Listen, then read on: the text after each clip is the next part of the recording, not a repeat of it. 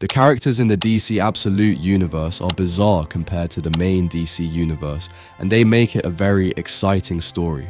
But before I move on to their origin, let's take a look at how Darkseid actually created the Absolute universe.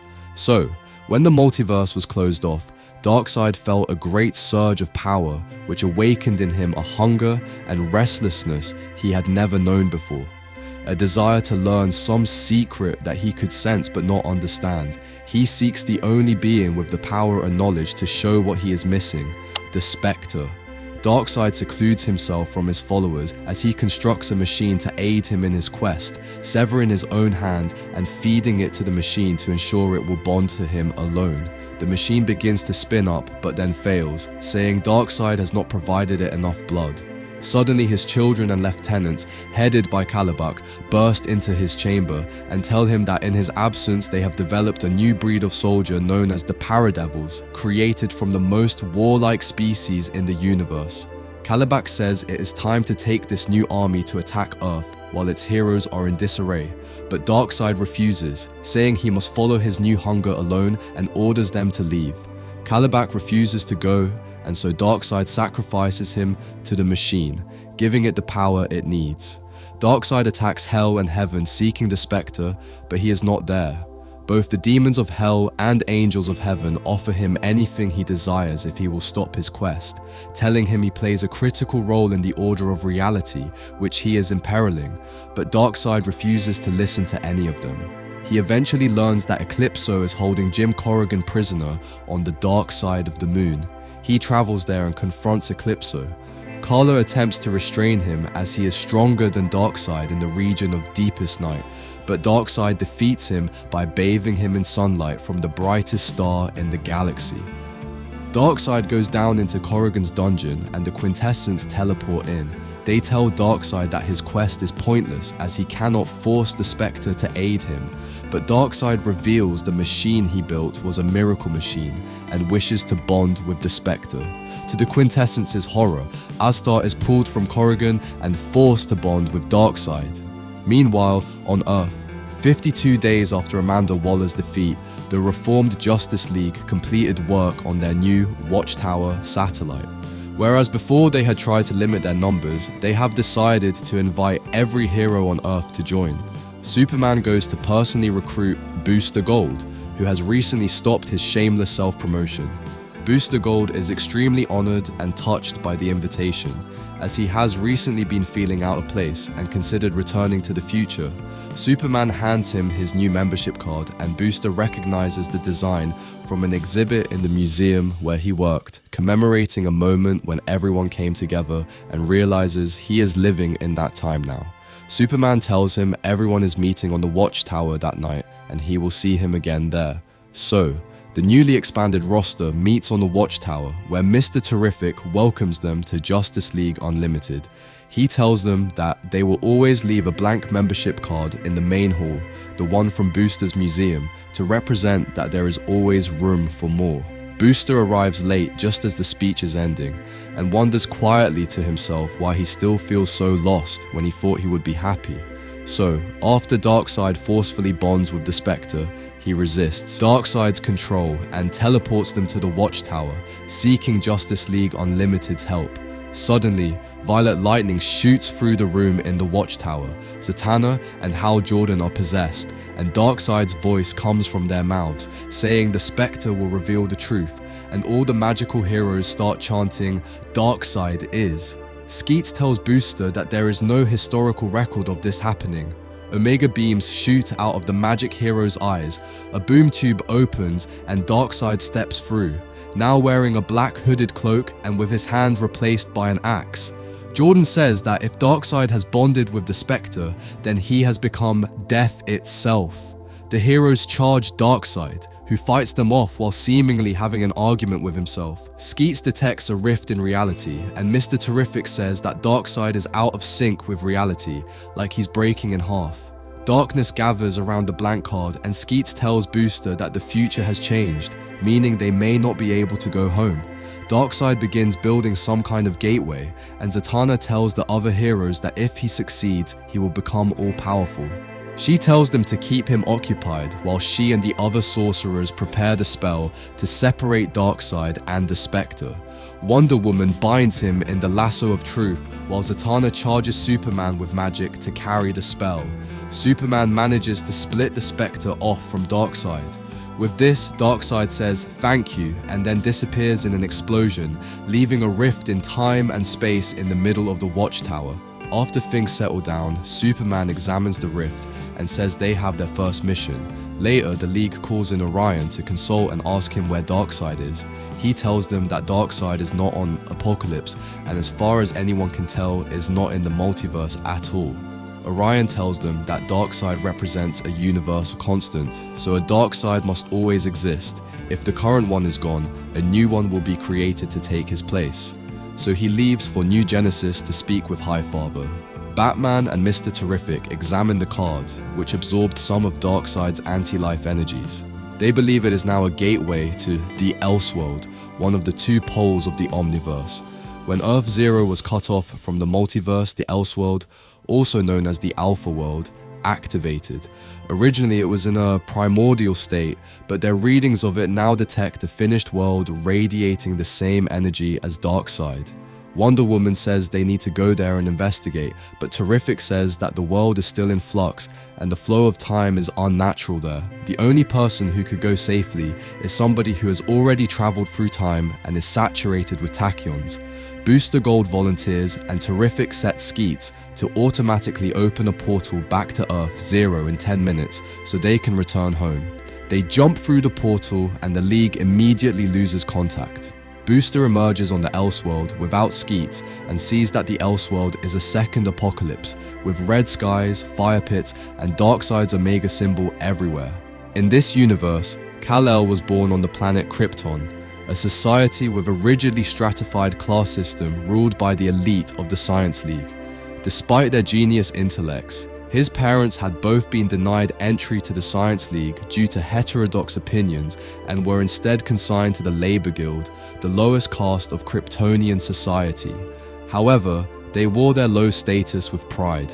Kal-El spent his childhood on a farm in the Redlands, the hinterlands outside Krypton's great cities, where his mother Lara was a farmhand and mechanic. His father, Jor-El, was a mining engineer who believed that Krypton had been overmined and was doomed to a global catastrophe. Jor-El was proven right when Kal-El was a boy, as a mine that had appeared stable suddenly collapsed, releasing clouds of deadly radioactive vapor. Kal-El escaped the destruction of his homeworld and landed on Earth. Darkseid created the absolute universe to be a world where heroes were the underdogs and lacked the advantages of their Earth Zero counterparts. Therefore, he was not found by loving adoptive parents and grew up without a family or a home. As an adult, Kal-El, now known as Superman, wandered the world for years, seeking out the mines, corporate farms, and factories of Lazarus Corp, where exploited workers in the developing world worked hard and dangerous jobs for poverty wages.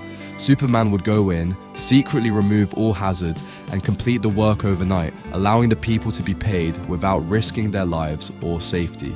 However, Lazarus noticed what he was doing and were determined to capture him and exploit his abilities. In Brazil, he joined the Largesse Creek mining camp, where workers were forced by Lazarus Corp's private army, the Peacemakers, to mine diamonds by digging through asbestos. Overnight, he removed all asbestos from the mine and dug up and processed the diamonds. This exertion left him exhausted and solar drained, so he overslept and was still in the camp the next day, rather than sneaking away first thing in the morning as he had planned. When the miners came out of the mine almost immediately with the processed diamonds, the Peacemakers knew that Superman was in the camp. After a head count, they realized that one worker had not reported for their shift and made a full assault on Superman's shack, complete with armored vehicles and large caliber rifles, utterly indifferent to collateral damage. Despite Saul advising him to run, Superman insisted on staying and fighting to protect the miners, blaming himself for the escalation of violence. And yeah, Saul is actually an artificial intelligence installed in Superman's suit that assists him in every way possible. Despite the Peacemaker's advanced weaponry, which Saul identified as being from outside the Milky Way galaxy, Superman was able to fend them off. and told the workers to take the diamonds and run. When Lazarus Corp's crack phenomena field team arrived, Superman attempted to flee, but one of them, Agent Lois Lane, cuffed herself to him with advanced restraints and pointed an energy blaster at his head, saying she would fry him if he tried to run. Moving on to the Bruce Wayne of this universe. He grew up in a working-class family in the impoverished neighborhood Crime Alley, unlike his counterpart who had been born into wealth. He was born in 2004 in Gotham City to social worker Martha Wayne and elementary school teacher Thomas Wayne. As a child, he attended his father's school and formed a close-knit group of friends with children who would have been his enemies in another life. Bruce showed an impressive aptitude for engineering, even winning a student engineering competition. Around 2014, his 5th grade class took a field trip to Gotham Zoo, which was attacked by a mass shooter. Thomas, who was chaperoning the trip, ushered all the children into the bat enclosure and tackled the gunman, saving the children at the cost of his own life. Bruce was deeply traumatized by this experience, spending his adolescence as a juvenile delinquent and dropping out of high school, but he eventually developed a plan for a mission to strike back against the violence and injustice of his city. He returned to school, where he excelled academically and earned a football scholarship. He then faked an injury to get out of playing, and devoted himself to studying every subject he would need in his mission. After graduation, he returned to Gotham and started working as a utility engineer to become familiar with the hidden tunnels and ducts of the city, then interned at City Hall to understand the policies that drove the city. He finally took a job as a civil engineer and used the abandoned upper floors of the skyscrapers he helped build as a base. Operating out of this base, he developed several weapons and gadgets to use to fight crime, including a battle axe, throwing knives, and more, as well as a suit and mask to disguise himself when he went out as a vigilante. Modeling the suit and his weaponry after that of a bat, he became known as the Batman. Around 2028, Gotham was terrorized by a gang of wealthy, thrill-seeking nihilists known as the Party Animals. Their horrific crimes traumatized the people of Gotham and raised the murder rate 700%. Although Bruce affected not to care, he hunted them as Batman. He somehow learned that an elite intelligence operative named Alfred Pennyworth had come to investigate the Party Animals and to engage and kill Bruce if he got in the way of this assignment. He trailed Alfred to his base in the city and stole his motorcycle. When the Party Animals attacked a town meeting, Bruce was ready for them. They were able to shoot the mayor, but he dragged them out of City Hall before they could hurt anyone else. Despite being significantly outnumbered and outgunned, he was able to fight them off due to his mastery of multiple martial arts. Eventually, their leader called him out and attacked him with a cleaver, but Bruce sliced his hand off with an axe. Terrified, the Party Animals fled directly into an explosive trap Bruce had laid. Soon, Alfred came down and ordered him to surrender, leveling a shotgun directly at his head, but Bruce easily disarmed him and escaped. The next night, Alfred trailed Bruce to his headquarters in the empty top floor of a skyscraper and told him he was shutting him down. Bruce pulled out Alfred's shotgun, and Alfred confidently predicted that Bruce was not going to shoot him, but Bruce shot him right in the face. This did not kill him, however, as Bruce had modified the gun to be non-lethal. Bruce drove off the top of the building on Alfred's motorcycle, revealing that he had known Alfred was following him since he came to Gotham. Moving on to Diana. She also had a completely different life in this universe. Diana did not grow up on a paradise island with a sisterhood of Amazons, but was instead raised alone on the barren hell by the sorceress Circe. When Diana was a baby, the Amazons committed some unknown offense against the gods. To punish them, Zeus took Diana from them, never to be reunited with her sisters, and imprisoned the Amazons for eternity. Zeus even went so far as to outlaw the very word Amazon, so that no mortal or god could speak it. He had Apollo deliver Diana to the hell, where Circe had been imprisoned for her own crimes against the gods many years ago. Apollo told Circe that she was now Diana's warden, but did not give her any instructions to keep Diana alive. Circe initially planned to allow Diana to die of exposure and left her on a rock. A snake quickly slithered towards Diana and attempted to eat her, but to Circe's surprise, Diana simply grasped it and casually threw it a great distance. Impressed, Circe took Diana into her shelter and began caring for her. Over the years as she grew, beasts, demons, and lost souls came to kill Diana, but she easily overpowered or befriended them. Circe also quickly came to love Diana as her daughter and added more comforts to the cave where they lived to make it into a home fit for a child. As she became older, Diana began to feel like there was a word she had never said, which was important and powerful. When she was an adult, she was finally able to say it, which was Amazon. Circe told her who she was and how the Amazons had been the protectors of the world above. She outfitted Diana with the most powerful weapons she could create and sent her into the world above to face the Harbingers, ancient monsters who want to feast on the world.